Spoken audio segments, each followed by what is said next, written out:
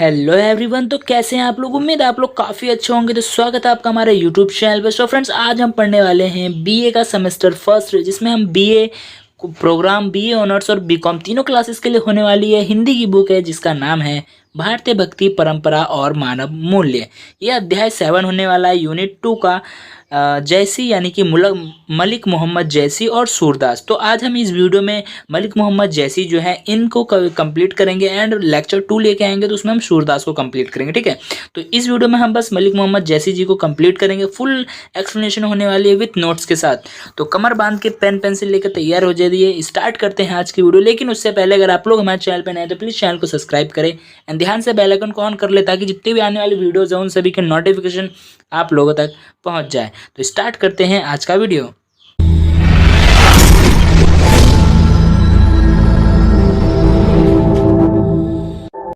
So friend, जैसे कि मैंने बताया, आज हम पढ़ने वाले हैं अध्याय 7 या लेसन 7, जिसका नाम है जैसी। जैसी जो है इनको मलिक मोहम्मद जैसी कहते हैं। इनका यहाँ पे शॉर्ट नेम लिख दिया गया है जैसी। ठीक है, तो चैप्टर को स्टार्ट करने से पहले कुछ मुख्य बातें हैं, उनको जान लेते हैं हम लोग। हिंदी साहित्य का स्वर्णकाल कहा जाता है। हिंदी साहित्य का स्वर्णकाल कहा जाता है। यह वह युग था जब अनेक रस सिद्ध कवियों ने अपनी प्रतिभा द्वारा कवि को अनेक रत्न प्रदान किए। कवि जो हमारे जो अनेक कवि थे उनको क्या प्रदान किए? रत्न प्रदान किए। इन कवियों ने एक और तो परम सुंदर व श्रेष्ठ साहित्य का निर्माण किया, यानी बहुत ही सुंदर श्रेष्ठ साहित्यों का निर्माण किया, और दूसरी ओर धर्म अंधता यानी धर्म में जो अंधकार था उसको और सांप्रदायिकता के विष को समाज से निकाल फेंकने का अटूट प्रयास किया। यानी सांप्रदायिकता जो संप्रदाय बना रखा था हिंदू मित्रों में, जो भेदभाव कर रखा था जाति को लेकर, उसको पूरा निकाल फेंका। ठीक है, उनके मूल में लोकहित, उनका जो मूल जो एकदम मूल सिद्धांत था वो जो क्या था, वो लोकहित यानी लोगों का कल्याण होना, लोक मंगल तथा लोक कल्याण का भाव व्यक्त था। उनके में मनों में क्या था, मूल में क्या था, उनका जो उनकी जो इच्छा लक्ष्य था वो क्या था, लोगों का कल्याण करना था। ठीक है, इसी कारण इस काल के कवियों का परम महत्व है। इसी कारण जो ये कवि है इनका एक परम महत्व है, इसलिए इसको साहित्य का स्वर्णकालीन काल कहा जाता है। इन्हीं कवियों में जिनकी कृतियां आज हिंदी साहित्य की गौरव बनी हुई है, यही कवियां हैं जो कि यही कवि हैं जिनके हिंदी साहित्य में या हिंदी कृतियां जो हिंदी साहित्य में इनके जो कृति हैं एक गौरव बनी हुई है, अपना मान सम्मान बनाई हुई है। कवि मलिक मोहम्मद जैसी महाकवि सूरदास आदि विशिष्ट शाखा के प्रतिनिधि कवि के रूप में मान्य हैं। यानी कि जो मलिक मोहम्मद जैसी हैं कविवर जो मलिक मोहम्मद जैसी हैं और सूरदास जी हैं, ये महाकवि और विशिष्ट शाखा के प्रतिनिधि कवि के रूप में मान्यता है, इनकी मान्यता है। इनकी कृतियों में उनके व्यक्तित्व की सरलता, यानी इनकी जो कृतियां जो उन्होंने पद जो भी कवि वगैरह लिखे उनमें इनकी जो व्यक्तित्व यानी इनका जो रहन सहन था, इनके बोलने का तरीका, विचार व्यवहार, हर चीज़ का एकदम सरलता, कोमलता, मानवता, भक्तिभाव विचारों से एकदम स्पष्ट होता है और स्पष्ट झलकती है इनकी काव्य भाषा में। ठीक है, तो बाकी हम जो आगे पढ़ेंगे तो उससे ज़्यादा और ज़्यादा क्लियर हो जाएगा। बस क्या होता है कि एक होता है ना, मैं टॉपिक स्टार्ट करने से पहले कुछ हम बता देते हैं ताकि हमें उससे हिंट मिलता रहे, है कि नहीं। तो स्टार्ट करते हैं आज का अब पहला टॉपिक जो कि है भक्त कवि जैसी और सूरदास। तो आज हम किसके पढ़ रहे हैं? ओनली हम जैसी के बारे में पढ़ेंगे, सूरदास के बारे में नेक्स्ट वीडियो में पढ़ेंगे। तो हम जैसी को ही याद करते हैं। फाइन, क्लियर है इतना? हाँ जी सर, क्लियर है। हिंदी साहित्य के स्वर्णकाल कहे जाने वाले भक्तिकाल के 4 प्रमुख आधार स्तंभों में जैसी एक प्रमुख भक्त कवि हैं। यानी कि हिंदी साहित्य का जो स्वर्णकाल कहा जाता है उस भक्तिकाल के 4 प्रमुख आधार बनाए गए हैं, स्तंभ बनाए गए हैं, जिनमें जो हमारे मलिक मोहम्मद जैसी जी हैं या जैसी हैं, ये एक प्रमुख भक्त कवि रहे हैं। इनका पूरा नाम मलिक मोहम्मद जैसी है या था। क्लियर है? हाँ जी सर, क्लियर है। अब बढ़ते हैं आगे। अन्य भक्त कवियों की भांति इनके जीवन वृत्तांत के संबंध में भी साहित्य इतिहासकार विद्वानों में मत विभिन्नता यानी मतभेद रहे हैं। फिर भी सर्वमन यानी सभी का जो मन, सबने जो माना है, सर्वमन रूप से इनका जीवन काल 1464 ईस्वी से 1542 ईस्वी माना गया है। यानी कि जो हमारे भक्त कवि मलिक मोहम्मद जैसी जी हैं और जैसे जो हमारे विद्वान कवि हैं उनके विषय में जिस तरीके से इतिहासकारी और विद्वानों को सही तरीके से नहीं पता कर पाते हैं, उसी तरीके से हमारे मलिक मोहम्मद जी के बारे में भी इनको सही से ज्ञान नहीं है कि इनका जन्म हुआ कब था। लेकिन सर्वमान्य यानी सभी की मान्यता यह है, सभी ये मानते हैं जो मलिक मोहम्मद जैसी है इनका जन्म कब हुआ था, 1464 ईस्वी से लेकर के 1542 ईस्वी में माना जाता है, इनके बीच में माना जाता है। जैसी ने अपना जन्मकाल एवं जीवन परिचय संबंधी कुछ बातें अपने एक ग्रंथ आखिरी कलाम में लिखी है। यानी कि जो जैसी जी है इन्होंने जन्मकाल से संबंधित अपने जीवन परिचय बताया है उन्होंने। उनका एक ग्रंथ है काफ़ी ज़्यादा प्रमुख है जो कि है आखिरी कलम। ठीक है, आखिरी कलम में लिखा गया है। जैसी का स्थान आज उत्तर प्रदेश के रायबरेली जिले के जयस नगर नामक स्थान के कंचना खुर्द मोहल्ला में माना जाता है। जो जैसी जी का जो जन्म है, जन्म स्थान वो उत्तर प्रदेश के रायबरेली जिले में माना जाता है, जहाँ का एक छोटा सा गांव है जिसका नाम है जयस नगर। ठीक है, उस नगर में एक कंचना खुर्द मोहल्ले में उनका माना जाता है जन्म। बस इतना जान लो, उनका जो जन्म हुआ था, इतना लंबा याद करने की कोई जरूरत नहीं है। आप बस इतना याद करो, उनका जो जन्म हुआ था उत्तर प्रदेश में हुआ था, रायबरेली में। रायबरेली के एक छोटे से गांव में हुआ था, बस इतना याद रखो। बाकी जयस नगर और कंचना खुर्द ये भाड़ में जान दो। ठीक है, जितनी जरूरत है बस उतना याद करो, जो हार्ड लग रहा है छोड़ दो उसे। कुछ विद्वान जैसी के पिता का नाम शेख ममरेज तो कुछ मलिक राजे अशरफ मानते हैं। यानी जो कुछ विद्वान हैं उनके, जो मलिक मोहम्मद जैसी हैं उनके पिता के नाम में भी काफ़ी मतभेद रहे हैं विद्वानों के बीच में। कोई शेख ममरेज कहता है तो कोई मलिक राजे राजे अशरफ कहते हैं। ठीक है, क्लियर नहीं है। यह माना जाता है कि एक गंभीर प्राकृतिक आपदा में इनका पूरा परिवार काल के गाल में चला गया। यानी कि ये एक माना जाता है कि एक प्राकृतिक आपदा आई थी जिसमें जो मलिक मोहम्मद जैसी का जो पूरा परिवार था इस काल के चपेट में आ गया था या गाल में चला गया था। बचपन में शीतल प्रकोप के कारण इनकी बाईं आंख और बायां कान खराब हो गया था। यानी कि बचपन में शीतल यानी किसी वजह से इनका जो बायां कान था और बाईं आंख थी वो किसी कारणवश वो खराब हो गई थी, जिस कारण इनका चेहरा विकृत हो गया था। यानी थोड़ा अलग सा दिखने लग गया था। विकृत यानी अलग हो गया था। इसलिए कई स्थानों पर इनके रूप का उपहास भी उड़ाया गया। इसलिए इनके जो इस रूप का उपहास उड़ाया गया, उस पीड़ा का वर्णन इन्होंने जो ही मुख देखते ही हंस सुना थे अशु अंश लिखकर कहा है। यानी कि इन्होंने अपना जो एक कवि तो थे ही, जब सब लोग इन्हें देखते थे, हंसते थे, उपहास उड़ाते तो इन्हें काफ़ी ज़्यादा बुरा लगता था, पीड़ा होती थी इन्हें। तो इसी वजह से इन्होंने एक लाइन लिखी है, जो ही मुख देखते ही हंसे। यानी जो मेरा मुख देखता है वही हंसता है। बाकी सही से अर्थ जो है आगे पढ़ लेंगे क्योंकि मुझे भी ये लैंग्वेज नहीं आती है। ठीक है, तो बस इतना जान लो, ये पढ़ लिया आपने। आप बढ़ते हैं आगे। देखो, कहते हैं कि एक बार शेरशाह की दरबार में उनके चेहरे शेरशाह भी दरबार में उनके चेहरे को देखकर हंस दिए थे। यानी कि कहा जाता है जब मलिक मोहम्मद जैसी जी शेरशाह के दरबार में गए थे तो शेरशाह ने जब उनका चेहरा देखा तो शेरशाह थे उनको भी हंसी आ गई थी। ठीक है, दरबार में उनके चेहरे को देखकर हंस दिया था। तब उन्होंने कहा था, जो मलिक मोहम्मद जैसी है, तब उन्होंने उस शेरशाह से ये कहा, तुम मुझ पर हंस रहे हो या मुझे बनाने वाले उस ईश्वर रूपी कुंभकर पर। उस उनके इस बात से शेरशाह ने लज्जित होकर माफ़ी मांगी। यानी कि जब उनके चेहरे को देखकर हंस रहे थे वो शेरशाह, तो हमारे मलिक मोहम्मद जी एक वर्ड कहते तुम मुझ पर हंस रहे हो या मुझे बनाने वाले उस ईश्वर पर हंस रहे हो।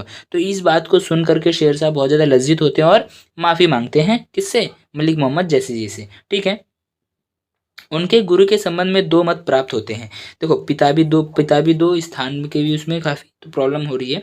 देखो, उनके गुरु के संबंध में दो मत प्राप्त होते हैं। जो मतलब मलिक मोहम्मद जी के गुरु हैं उनके भी दो मत प्राप्त होते हैं। प्रथम मत के अनुसार उनके गुरु शेख महदी या मोहिउद्दीन थे मोहिउद्दीन थे, जिसके बारे में इन्होंने पद्मावत में लिखा है। ठीक है, पाऊँ गुरु महदी पीठा, ये जो लिखा गया है महदी पीठा, ये उसी मोहिउद्दीन के बारे में लिखा गया है प्रथम। और ठीक है, वहीं दूसरी मत के अनुसार उनके गुरु का नाम सैयद अशरफ माना जाता है। क्या माना जाता है? सैयद अशरफ माना जाता है। इनका आधार अखराट में लिखी यह पंक्ति सैयद अशरफ पियारा है।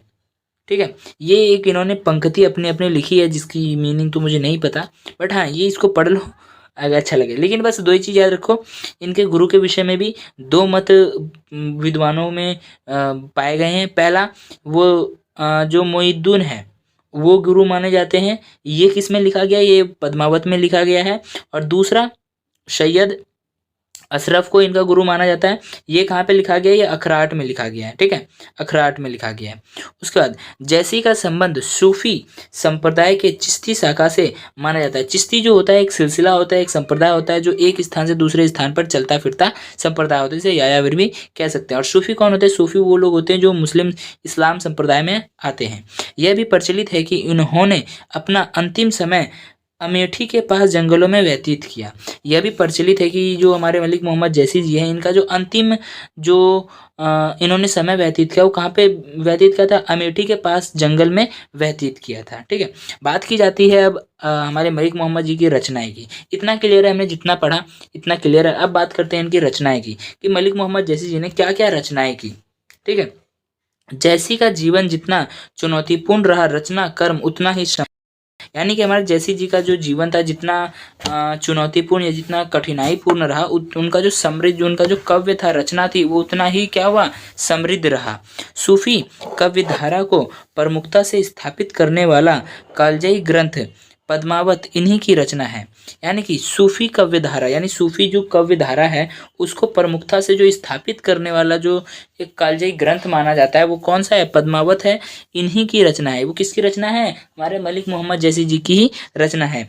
पद्मावत के अतिरिक्त अखराट, आखिरी कलम, कहरनामा, कन्हावत, चित्रावत, शखरावत, ये सभी इनकी जो है वो है मतलब जो इन्होंने रचनाएं की थी वो रचनाएं, बुक है, ग्रंथ है, जो भी है उनके नाम है। ठीक है, बहुत अजीब अजीब से नाम है, आप लोग अगर चाहो तो इसे लिख सकते हो। ठीक है, देखो अतिरिक्त मतलब कि क्या था, बुक का नाम क्या था, पद्मावत। ठीक है, पद्मावत के अतिरिक्त भी उनकी कई सारे बुक है, ग्रंथ है जो लिखा उन्होंने। अखरावट, आखिरी कलाम, कहरनामा, कन्हावत, चित्रावत, शखरावत और पोस्तीनामा, होलीनामा, मुकर्ररनामा, मसलननामा, चित्ररेखा जैसे प्रसिद्ध ग्रंथ इन्हीं के द्वारा रचित माने जाते हैं। ठीक है, क्लियर है, इतना इनकी रचनाएं मिल गई। ये रचनाएं इतनी ही है इनकी, और बाकी इतना ही याद करना, ज़्यादा टॉपिक्स बढ़ाने की कोई ज़रूरत नहीं है। ठीक है, अब बात करते हैं मलिक मोहम्मद जी की भक्ति की, कि ये भक्ति कैसी करते थे। जैसी प्रेम श्री काव्य धारा के, यानी जो जैसी है वो प्रेम श्री काव्य धारा के प्रसिद्ध सूफी संत एवं कवि हैं। सूफियों का मूलतः संबंध इस्लाम धर्म के बेशरा शाखा से है, जिन्हें मस्तमौला फकीर भी कहा जाता है। क्या कहा जाता है, मस्तमौला फकीर भी कहा जाता है। कौन से शाखा से आते हैं ये, बेशरा शाखा से आते हैं। ठीक है, उसके बाद यह प्रचलित परंपरागत रूढ़ियों के स्थान पर अपने इष्ट को आचरण की पवित्रता एवं प्रेम मार्ग से प्राप्त करने पर जोर देते हैं। यानी कि जो इन्होंने बताया, इसमें ये बताया गया है, ये लोग जो हैं, जो हमारे फ़कीर मस्त मौला होते हैं, ये लोग परंपरागत जो चलती आ रही है पीढ़ियों से, उन सभी को ना देख करके अपने जीवन में जो चीज़ें यूज़ करते हैं, अपने जीवन के यूज़ के अनुभव से ही अपने ईश्वर को प्राप्त करने पर जोर देते हैं। ठीक है, ये कोई दिखावा नहीं करते और कुछ फालतू की आडंबरा नहीं करते हैं। इस रूप में जैसे कि साधना पद्धति में सूफियों के इस उपासना मार्ग का अनुसरण दिखता है। क्या दिखता है, जो जैसी जी हैं उनकी साधना पद्धति में सूफियों के इसी उपासना मार्ग का एक अनुसरण दिखता है। क्योंकि देखो आपने अगर देखा होगा हमारे जो इस्लाम धर्म है, इस्लाम धर्म में किसी भी चीज़ को मूर्ति पूजा या फिर किसी भी दिखावे जैसी चीज़ को नहीं किया जाता है। बस इनको में क्या है, 5 वक्त नमाज पढ़ना, रोज़े रखना, और हाँ और वगैरह। अगर तुम्हारे पास अगर अच्छा बजट है तो हज करने जाओ, नहीं तो कोई ज़रूरत नहीं है उसकी। ठीक है, ये सभी चीज़ें क्या है, हमारे जैसी जी ने अपनी साधना पद्धति में सूफियों के मार्ग का अनुसरण किया है। ये सभी चीज़ें बताई गई हैं इनके द्वारा भी, और इससे पहले भी अगर बात देखी जाए तो बहुत पहले जब मोहम्मद वगैरह आए थे तो उस टाइम पे उनकी बात अलग थी। हम धर्म के अंदर नहीं जाते, जो धर्म है सब बेहतर है अपने अपनी जगह पे। इस साधना के केंद्र में मूलतः तशव्वुफ का दर्शन है। इस साधना में क्या है, तशव्वुफ का दर्शन, यानी कि दिखावेपन का बिल्कुल भी दर्शन नहीं है इसमें। ठीक है, तशव्वुफ यानी कि एक लगाव जो होता है प्रेम सिद्धता से, प्रेम सिद्ध करना, शिद्दत से प्रेम करना, सॉरी, शिद्दत से प्रेम करना है, एकदम श्रेष्ठ, एकदम उसके लिए उसको ही अर्पित कर देना अपने आप को, क्योंकि हमारा सिर्फ मजहब कौन है, एक है, अल्लाह एक है, ऐसे मान लेना है कि नहीं। ठीक है, जिसमें ईश्वर को प्रेमिका तथा साधक को प्रेमी मानते हैं। जो हमारे ईश्वर होते हैं उसको हम प्रेमिका मानते हैं। जिस तरीके से किसी लड़की के लिए हम क्या कहते हैं, जान निछावर कर देते हैं, उसी तरीके से भगवान के प्रति, ईश्वर के प्रति, अपने इष्ट देव के प्रति अपने आप को जान निछावर कर देना, अपने प्रेमिका तथा साधक को प्रेमी मानते हुए, अपने जो साधक हैं उसको प्रेमी मानते हुए प्रेम मार्ग से उसकी उपासना करना, प्रेम में उसमें लीन हो जाना उसके, और उसी में खो जाना। क्लियर है? हाँ जी सर, बिल्कुल क्लियर है। अब बढ़ते हैं आगे और बात करेंगे हम जैसी जी के विचार की। किसकी बात करेंगे? विचार की। देख लेते हैं जैसी जी का विचार कैसा था। जैसी अपने समय के सुविचार सूफी संत एवं कवि थे। सुविचार यानी कि अच्छे शुद्ध अच्छे विचार के संत कवि रहे। इस कारण उनके साहित्य में सूफी दर्शन की चर्चा तो मिलती है, किंतु उनका जन्म भारतीय उपमहाद्वीप में हुआ था, इसलिए भारतीय संस्कृति दर्शन का उन पर व उनके साहित्य पर विशेष प्रभाव है। इसका सबसे बड़ा उदाहरण उनके साहित्य में निहित संस्कृत मान्यता का शुद्ध पात्र है। यानी कि देखो, जैसी जी जो है वो सुविचार सूफी संत थे, ठीक है। तो इसी कारण से उनका जो साहित्य है उसमें सूफी दर्शन की चर्चा तो मिलती है, किंतु जो सूफी जो हमारे मलिक मोहम्मद जैसी जी हैं, इनका जो जन्म हुआ तो भारतीय उपमहाद्वीप में हुआ है, जो कि यहाँ पे संस्कृत जो पहले सनातन धर्म था तो वो प्रचलित था। तो सनातन में उन लोगों को समझाने के लिए, क्योंकि देखो आज से पहले कोई भी धर्म नहीं था, ओनली सनातन धर्म था, हिंदू धर्म भी नहीं था। तो उस टाइम पे जब उनका आगमन हुआ तो उन्होंने क्या किया कि, ऐसा पता है नहीं मेरे को, लेकिन मैं थोड़ा बहुत बता दे रहा हूँ। जब वो आए तो उन्होंने क्या किया कि इस्लाम धर्म के बारे में अच्छी अच्छी बातें बताई कि इसमें ऐसा है, इसमें किसी को ऊंचा नीचा नहीं माना जाता है, क्योंकि ब्राह्मणों ने क्या किया था, जाति को बांट दिया था, ऊंच नीच कर दिया, जिस वजह से काफ़ी ज़्यादा लोगों की बदहाली हो चुकी थी। दलित को एकदम ही, शूद्र वगैरह को, इन सबको बहुत ही ज़्यादा हीन नज़रिए से देखा जाता था। तो इस वजह से क्या किया उन्होंने कि उनको सही चीज़ बताई, और वो काफ़ी लोग इस्लाम धर्म में भी जुड़े। तो लेकिन इसका मैटर जो है हमारा वो मैटर नहीं है, लेकिन हमारा मैटर ये नहीं था कि इस्लाम में जुड़ा कौन। उस टाइम पर उन लोगों को समझाने के लिए, उनकी एक इस्लामिक भाषा में समझाने के लिए, इस्लाम में क्या लिखा गया उसको समझाने के लिए, या फिर हम कह सकते हैं जैसे कि हमारी कुरान शरीफ है, उसमें जो मुसलमानों की कुरान शरीफ है उसमें जो अरबी में लिखा गया है, अरबी में लिखा गया है, उसी को अगर हमें समझना हो तो उसका हिंदी ट्रांसलेटर होना ज़रूरी है, ताकि हमें पता चले उसमें लिखा क्या गया है कि नहीं।